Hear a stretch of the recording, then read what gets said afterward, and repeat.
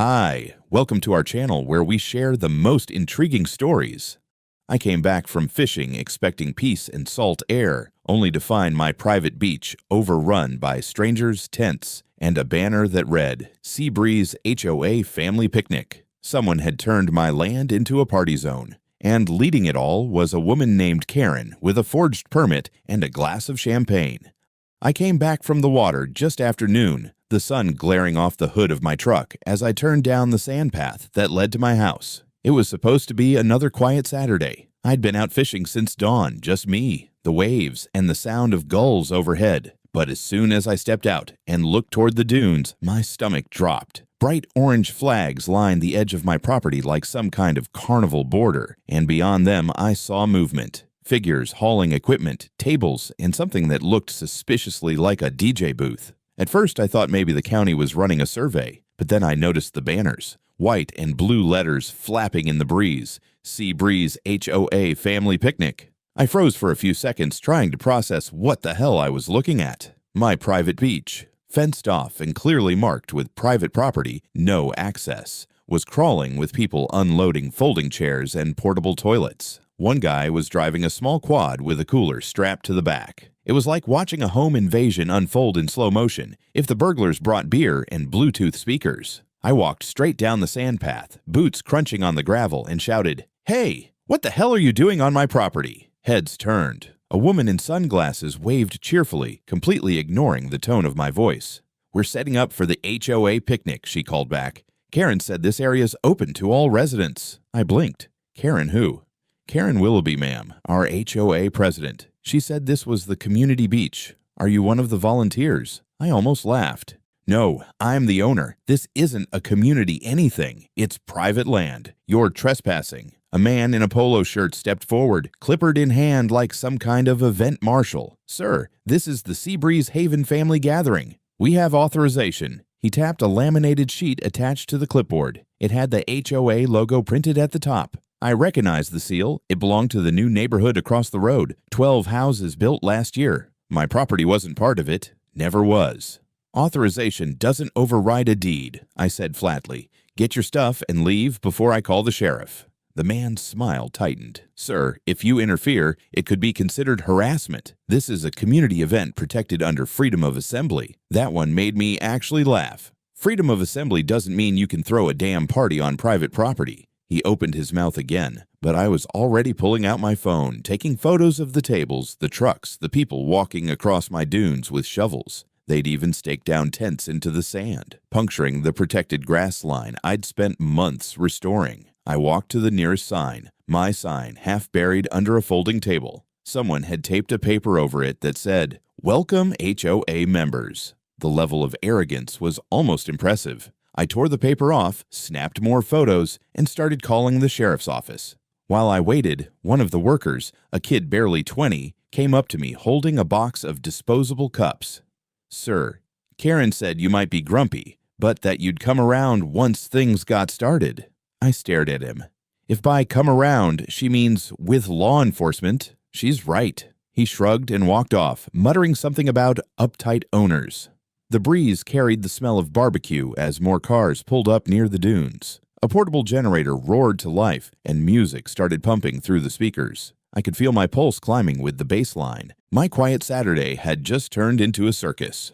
As I waited for the sheriff, I went back to the truck, grabbed my camera drone case, and set it on the hood. I'd used it before for documenting coastal erosion, and I had a feeling it was about to serve a different purpose. I launched it straight up into the blue, the whir of the rotors cutting through the music. From the live feed on my phone, I could see the full scope of the madness. 3 tents, 30 people already, and more arriving. They were setting up picnic tables right up against the tide line, in the restricted dune zone. Perfect. Every second of it was going on record. The sheriff finally called me back. Short-handed. Might be a while. Of course. Typical. I watched the screen, zooming in on faces, license plates, anything that might prove later who exactly decided my property was public. A truck backed up near my fence, unloading 2 more coolers. Someone shouted, "Karen's on her way." Fantastic, I thought. Let's see what kind of president walks into a federal violation wearing beach heels. I didn't have to wait long. Less than an hour after I launched the drone, a sleek silver Lexus convertible pulled up right onto the sand like it was a private resort. It hissed as it parked near the edge of the dunes, wheels partially sinking. The driver's side door opened, and out stepped the ringleader herself, Karen Willoughby, HOA president, champagne in hand, and sunglasses big enough to hide half the smug expression on her face. She walked toward me like we were about to have cocktails together. Not a confrontation about criminal trespassing. Flowing white beach wrap, gold bracelets, Bluetooth earpiece still blinking. She looked like she was headed to a real estate conference hosted by Satan. "Jeremy, darling," she called, lifting her glass like she was toasting a friend. "We're so glad you could make it. Isn't the weather just perfect for a little beach community bonding?" I didn't move. I just stared at her over my phone camera, which was still rolling. "You're about 1 minute away from a police report. I told your people to get off my beach." She actually laughed. "Your beach? Jeremy, sweetie, this shoreline has been unused for years. It was basically abandoned. The HOA voted to include it in our seasonal activities calendar. You weren't using it, so we figured, why not let the community enjoy it?" I held up a laminated copy of my property deed, then pointed to a folder tucked under my arm. "See this? Full legal documentation. Tax records, satellite imagery, Section 113-229, Coastal Property Law. This land, including the sand down to the high tide line, is registered as private property. I restored the stretch by hand, planted Dunnegrass myself. You're trespassing." Karen didn't even glance at the papers. She sipped her drink and smirked. "Oh, please. You know how difficult that code is to enforce. No one's checking GPS coordinates on sand. Honestly, Jeremy, this could have been so much easier if you'd just embraced the community spirit." "Community spirit," I repeated. "This isn't a bake sale. You're hosting an unpermitted event on federal regulated land, funded by an HOA I'm not even part of." She tilted her head and gave me that practiced smile people use when they're pretending to be patient with a toddler. "But you live just across the street from us. Your property's adjacent to Seabreeze Haven. That makes you an honorary member, a neighbor. Besides, we had consensus. 11 out of 12 households supported the event.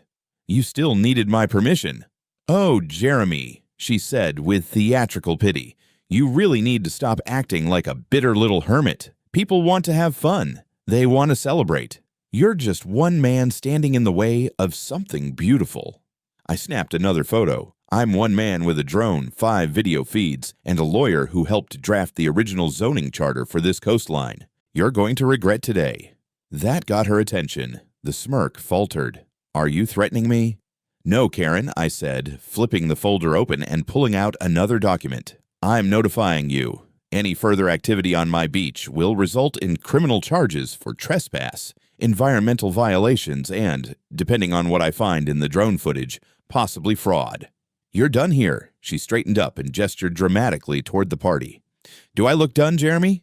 We're just getting started." I looked toward the dunes. The crowd had grown, easily 70 people now. Kids running through the fragile grasses I'd spent 2 years restoring. Plastic flamingos jammed into the soil. Speakers pulsing cheap beach music. Someone setting up a slip and slide dangerously close to the slope. I could see HOA branded banners tied to the fence posts I'd installed myself. The smug entitlement was physically painful. "I'm giving you one last warning," I said quietly. "End it.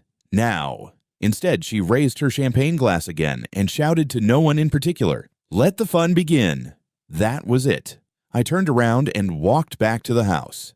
Inside, I pulled out my external hard drive, synced the drone feed, and began flagging footage.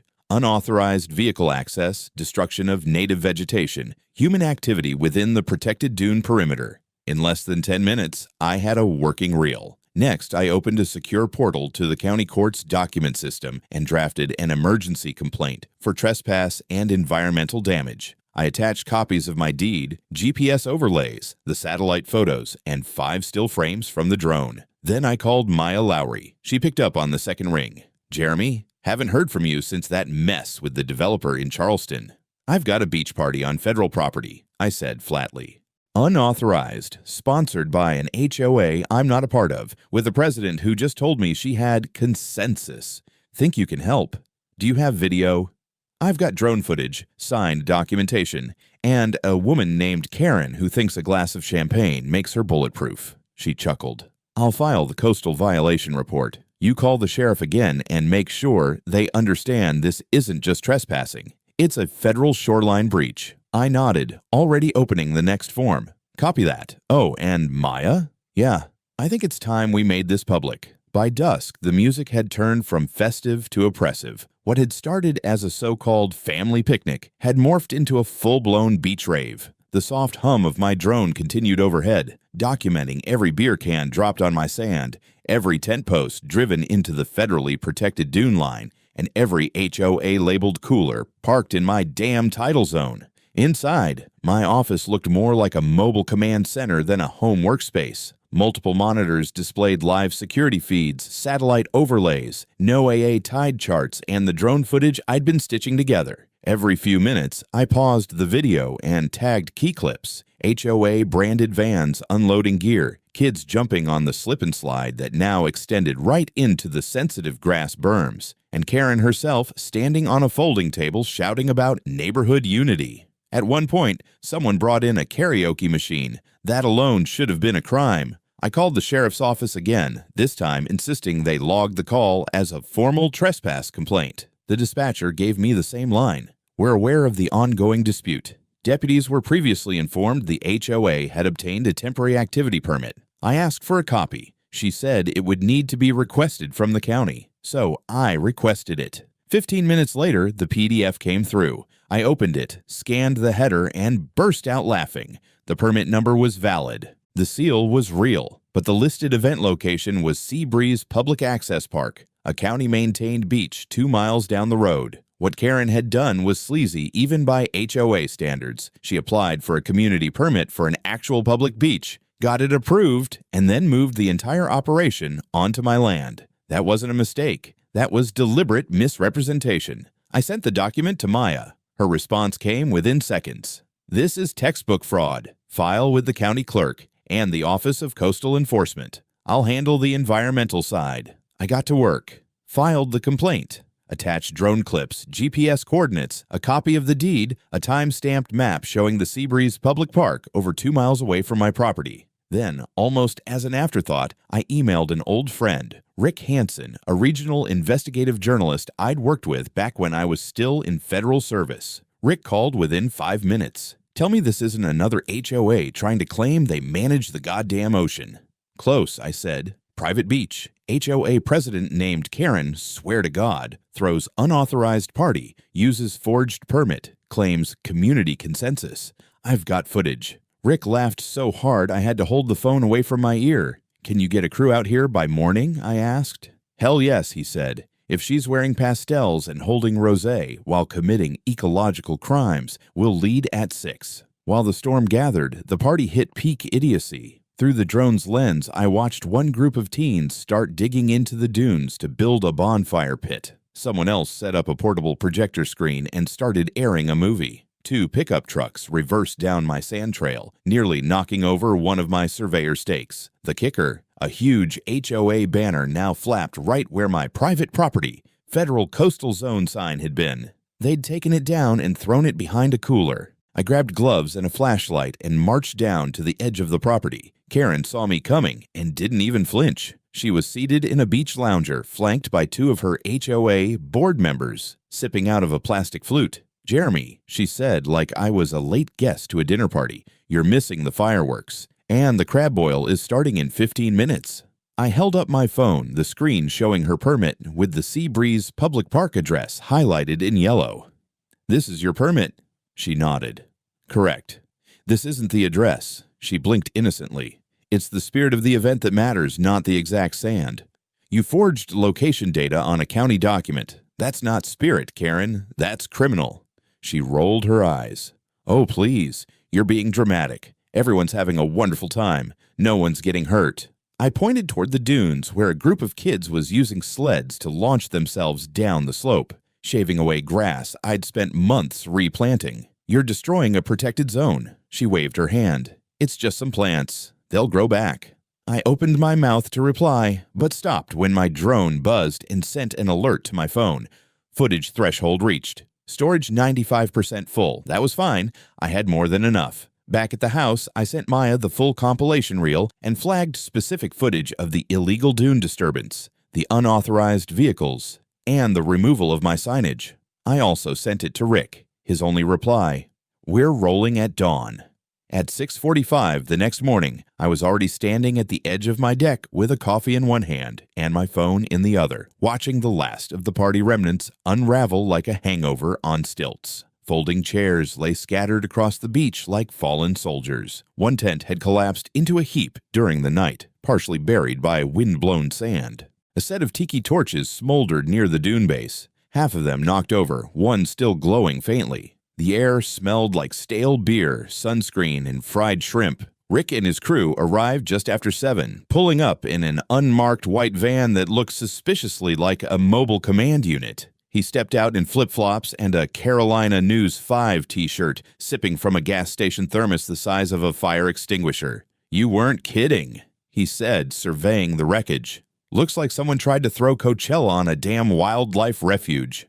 "We've got everything you need," I said, handing him a fresh SD card and a binder of documents. Drone footage, permit fraud, GPS overlays, HOA letterheads, Karen's full performance complete with champagne and criminal arrogance. Rick grinned. "This is going to be juicy. How's your lawyer?"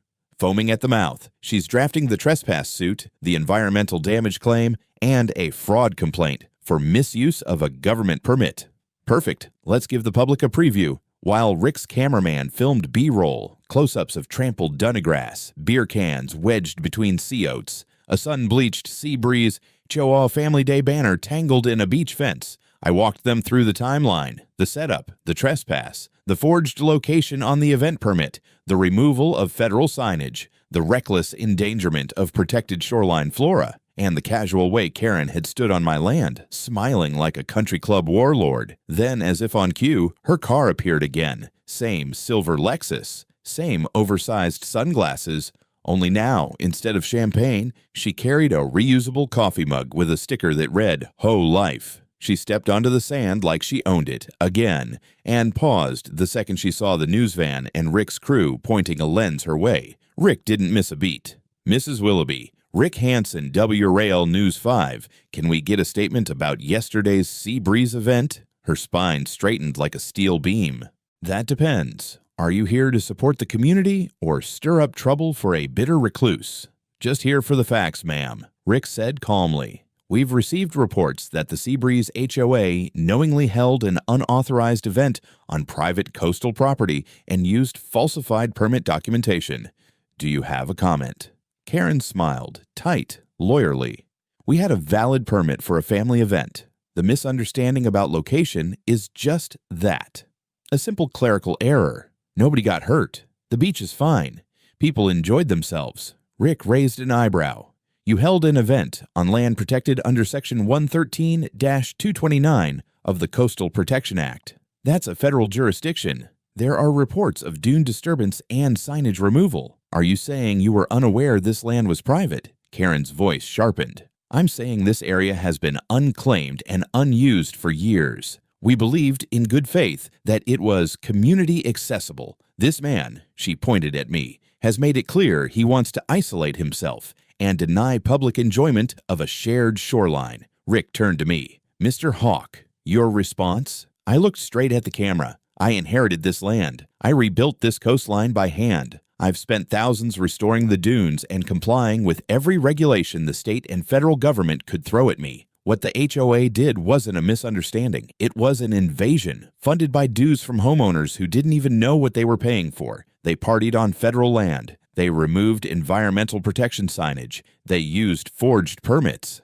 If that's community, then it's the kind that comes with court summons."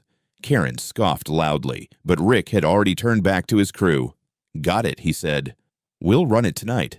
She stepped closer, lowering her voice just enough that the camera mics might miss it. "You're making a huge mistake, Jeremy. No one likes the guy who sues his neighbors." I smiled. "I'm not suing my neighbors. I'm suing you." She tried to reply, but her phone buzzed. She glanced at the screen, and for a fraction of a second, her carefully composed face cracked. "Excuse me," she muttered, retreating toward her car. I'd find out later that the county had just opened a formal review of the Seabreeze HOA permit records and that Maya had pushed the environmental violation to priority status. But in that moment, watching Karen stomp back across sand she no longer claimed, I knew the tide had turned. By noon, Rick's segment aired online under the headline, HOA President Accused of Trespassing on Protected Coastal Property. Footage included drone shots, shaky clips of teens sledding down dunes, and a perfectly timed cut to Karen shouting at me over a folding table. My phone lit up with messages from numbers I didn't recognize. Neighbors, residents, strangers. The message was the same. Can you help us get out of this HOA? The next 48 hours felt like standing in the eye of a legal hurricane. My inbox was overflowing, half with messages of support, half with HOA members trying to figure out what the hell they'd just seen on the evening news. Turns out, Karen hadn't exactly been transparent with her people. Most of them had no clue their dues were being funneled into shrimp buffets, DJ rentals, and monogram beach towels for a party on someone else's land. By Monday morning, I had 3 anonymous messages from Seabreeze residents. All said the same thing. We didn't approve this. One even attached a PDF, Karen's internal HOA budget for the quarter. I opened it, skimmed past vague line items like community engagement and brand development, and nearly spit out my coffee when I saw the numbers. Over $12,000 had gone toward what she labeled as event logistics. And there it was in black and white. Porta potty rental, catering, audio equipment, HOA branded hats and tumblers. The kicker, she signed it herself. I passed it straight to Maya. She's cooked, she texted. Board didn't approve this. That's misappropriation. Add it to the complaint. I didn't wait. That same afternoon, we filed 3 separate lawsuits. 1, criminal trespass with willful intent, backed by footage, witness statements, and property records. 2, violation of the Coastal Protection Act for environmental damage to a federally preserved dune system. 3, fraudulent misuse of county permits, forged documentation, misrepresented locations, and illegal event execution. Karen still hadn't backed off. Her latest stunt, a glossy HOA newsletter emailed to all residents titled Setting the Record Straight. It included a photo of her smiling under a beach umbrella, claimed the event was a celebration of neighborly values, and accused me, by name, of being an isolated ex-Fed clinging to outdated property ideals. She even said I was under investigation for fraudulently claiming federal shoreline jurisdiction. Maya's reaction to that last part was brief and venomous. That's defamation. We're adding it. Meanwhile, I started hearing rumblings from inside Seabreeze. Karen had called an emergency board meeting, but forgot that 2 of the board members had already contacted me. One, a retired dentist named Saul, called me personally. I saw the footage. He said, I've lived in this neighborhood 5 years and never seen anything like that. We didn't vote on this party. Hell, I didn't even know it was happening until I saw your drone shot on the news. Are you still on the board? I asked. For now. Then help me. Not just with the lawsuits. I want the HOA members to know what really happened. Saul didn't hesitate. I'll start circulating a motion of no confidence. If I can get 7 signatures, we can call a vote to remove her. He got 9 by sunset. A day later, I opened the county clerk's website and saw it in plain language. Petition to remove Karen Willoughby as president of the Seabreeze HOA filed with preliminary majority. Karen naturally didn't take it lying down. She sent out a public memo claiming the petition was illegally drafted by hostile forces.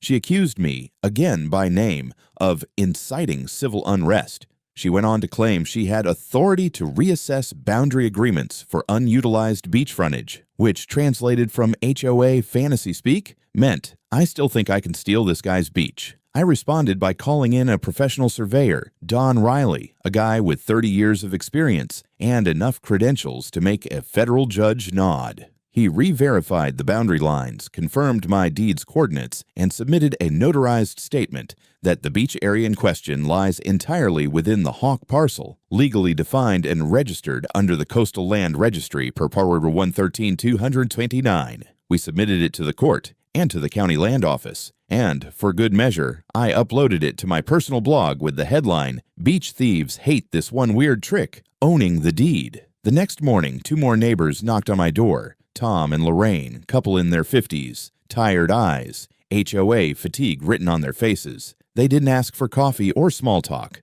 Lorraine just said, "We want out. How do we break free from this circus?" I gave them the same answer I'd given myself months ago. You start with the documents. Then you hold the line. By the end of the week, it stopped being a neighborhood spat and became a full-blown legal wildfire. On Thursday morning, I opened my front door to find a bright yellow envelope taped to the gatepost. Inside, a cease and desist letter, allegedly from the Seabreeze HOA, but clearly ghostwritten by Karen. It accused me of sustained harassment, media manipulation, and attempts to destabilize community cohesion. According to her, I was to immediately remove all signage on the beach claiming private ownership or face civil penalties under North Carolina Community Ordinance statutes. I laughed so hard I nearly dropped my coffee. Then I forwarded the letter to Maya, who replied, "This is legally worthless, but let's bury her with it." And that's exactly what we did. That same day, we filed a formal complaint with the County Recorder's Office and the North Carolina Department of Environmental Quality. We attached drone footage, the environmental impact assessment Don Riley had completed, GPS overlays of dune degradation, and photos of damaged beach vegetation, including 4 uprooted Uniola paniculata clumps, a federally protected coastal grass species. Meanwhile, Rick's next segment aired that evening. It opened with satellite maps of the property line, cut to footage of teenagers playing football on the sand, and ended with Karen, visibly annoyed, yelling, "I am the president of Seabreeze," at a local deputy who refused to kick me off my own land. My phone rang minutes after the broadcast. It wasn't Karen, it was Marcus Lennox, an agent from the U.S. Coastal and Wildlife Service. Calm voice, direct. Said they'd seen the footage, reviewed the complaint, and were opening an immediate field investigation into possible violations of the Coastal Protection Act and federal misuse of protected shoreline. That alone could have made my week. But it got better, because Friday morning, while I was feeding the gulls by the dock, 3 black SUVs pulled up to the front of Karen's house. 2 agents in windbreakers stepped out, along with a representative from the County Environmental Enforcement Unit. They didn't knock. They presented a warrant. Karen came out in a silk robe and sunglasses, shouting something about abuse of power and overreach. It didn't help that one of the agents held up a laminated image from her HOA Instagram page, her standing next to a signpost she personally ripped out, captioned, "No more no access signs." She was served with 2 official citations. 1, unauthorized alteration of protected coastline vegetation, a federal misdemeanor under Title 16. 2, illegal public gathering on protected land without a verified permit, aggravated by misrepresentation of jurisdiction. But Karen being Karen, she didn't fold. She doubled down. Within hours, she posted a statement online calling the federal agents a traveling circus sent by a bitter man with too much time and not enough friends. She framed it as a war for freedom of assembly and promised to fight the unjust criminalization of harmless community joy. I didn't respond publicly. I didn't need to, because the next blow didn't come from me. It came from inside Seabreeze. Saul, the retired dentist, called an emergency HOA board meeting that evening. And this time, it wasn't in Karen's living room with lemon bars and Chardonnay. It was at the local firehouse, under fluorescent lights, with real ballots and a printed agenda. 9 homeowners showed up. 7 voted no confidence. Karen was officially suspended as acting HOA president pending legal review. She didn't take it well. I watched from a safe distance as she stormed out of the firehouse, trailed by one confused husband, her heels digging into gravel like she was trying to crush the earth itself. She didn't look at me as she passed my truck in the lot, but I could feel the temperature drop 10 degrees. Good. Let her boil in silence. That night, my doorbell rang again. This time, it was Lorraine and Tom, and they weren't alone. They brought 5 other homeowners who had either left the HOA or wanted out now. "We're done," Lorraine said. "She spent our dues. She lied about the permit. She nearly got us hit with federal fines. We want to file a collective suit to dissolve Seabreeze Haven permanently." I looked at the small crowd on my porch, nodded once, and stepped aside. "Then come on in. Let's draw up the paperwork." By Monday morning, the HOA wasn't just fractured, it was hemorrhaging. Word spread fast that Karen had been suspended, and the ripple effect hit harder than anyone expected. 3 more homeowners sent formal withdrawal notices from Seabreeze Haven. That brought the total to 10 out of 12. Without quorum, the HOA was essentially paralyzed. But Karen didn't go quietly. She filed a desperate motion with the county registrar claiming imminent dissolution of vital community governance and demanded emergency reinstatement as president. In her affidavit, she accused me, again by name, of orchestrating a coup and using federal intimidation tactics to seize public land. She even had the nerve to attach a grainy phone photo of me walking on my own beach, labeling it unauthorized presence during restricted HOA operations. Her motion was denied in less than 2 hours. I was in Maya's office when the response came through. She read it aloud with barely concealed satisfaction. Petitioner lacks standing due to improper election conduct, confirmed financial misappropriation, and failure to retain majority support. The walls were closing in. And then, finally, the feds came back with handcuffs. It was Tuesday morning. I was standing on the dunes with Don Riley, pointing out the latest erosion marks where the party tents had crushed the vegetation when we heard it. The unmistakable crunch of tires on gravel, the slam of 3 doors in sync. A team from the U.S. Coastal and Wildlife Service, joined by a federal marshal, approached Karen's house with purpose.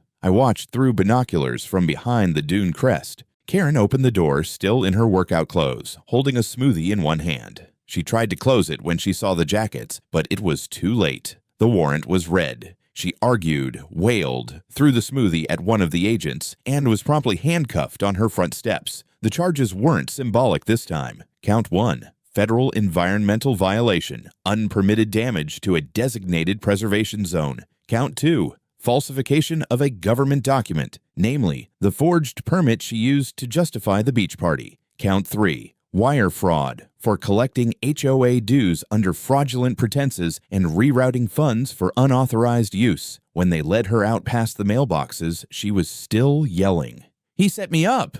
It's his fault! This whole town is corrupt!" No one replied. Several neighbors watched from their porches, no one lifting a finger to help her. I stood quietly, arms crossed, and let the wind carry her words out over the same stretch of beach she tried to steal. Later that day, the county clerk posted an official notice. HOA Seabreeze Haven placed under dissolution review pending legal proceedings. Saul called me, voice tight with disbelief. "You just witnessed something I never thought I'd see. A self-destructing HOA. But it wasn't over yet, because the civil suits were still moving forward, and Maya was preparing for the next phase. We were seeking full restitution, including environmental restoration costs, legal expenses, and punitive damages. And something else. That evening, Maya handed me a proposal. They're willing to fast-track a coastal landmark designation for your property. If it gets approved, the land becomes legally recognized as a protected preservation zone under federal oversight. That means no future HOA can ever touch it, not even accidentally. I took the paper in both hands, stared at it for a long moment. It was the legal equivalent of carving a "do not trespass" warning into the Constitution. The beach that Karen tried to claim with flyers and folding chairs might soon be backed by federal statute. As the sun dipped behind the dunes, I poured myself a stiff drink and walked down to the shore. A few gulls circled lazily overhead. The tide whispered in and out. Peace for the first time in weeks. And then I noticed it. Someone had spray painted over one of the old private beach signs near the edge of the property. In sloppy pink letters, it read, "Community space forever." I shook my head, walked back to the house, grabbed my drill, and put up a fresh sign. Private beach. Trespassers will be featured on tonight's news. Let them try again. 3 weeks later, the courtroom smelled like copy paper and sweat. Karen sat across the aisle in a navy suit that probably cost more than my fishing boat. She didn't look at me once. Her lawyer, a sharp-nosed man with a Bluetooth earpiece and a face like a worn calculator, kept whispering to her like he was managing a hostage situation. The courtroom wasn't packed, but the front row was full. Maya sat beside me with 2 thick case files. Don Riley was behind her with the environmental reports, and Saul, bless his stubborn heart, wore a tie and had brought 3 other ex-HOA homeowners to testify. This wasn't criminal court. That was still pending in federal hands. But this was where we handled our part. The civil suit for trespass, damages, environmental violations, and HOA misconduct. The judge was a lean woman with sharp cheekbones and no patience for bullshit. When Karen's attorney tried to open with a ramble about community good, she cut him off in 30 seconds.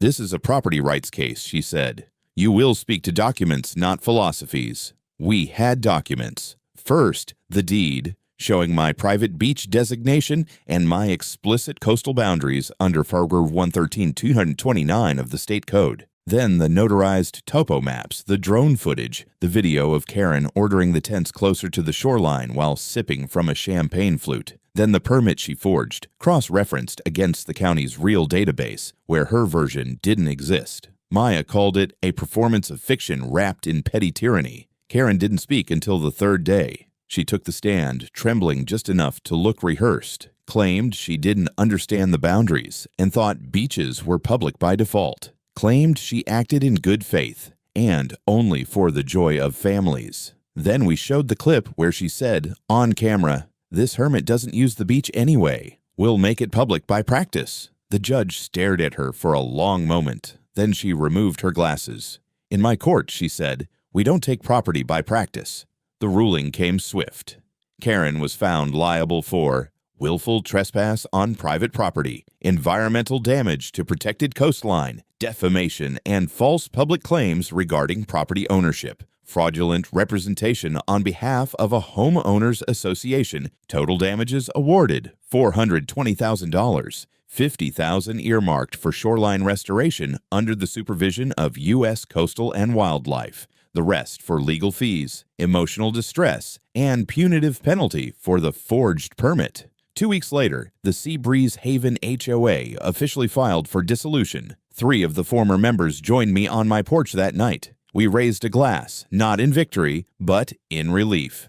Then came the final letter from the Department of the Interior. "Congratulations," it said. "Following review and approval, my parcel was now designated a coastal preservation landmark." That meant no HOA, no developer, no city council could ever touch the sand without triggering federal oversight. It was mine, legally, permanently, absolutely. I framed that letter and hung it by the front door. Now, when I walk down to the beach, I pass the new sign I had professionally made, cast iron, weatherproof, mounted in solid concrete. It reads, "Private beach, protected under Federal Landmark Act. Trespassers will be prosecuted." And yes, I do have cameras. As for Karen, last I heard, she was barred from holding any HOA office in the state of North Carolina and was awaiting a federal trial date for permit fraud and environmental violations. Her lawyer apparently tried to argue that she was a passionate community leader misunderstood by the law.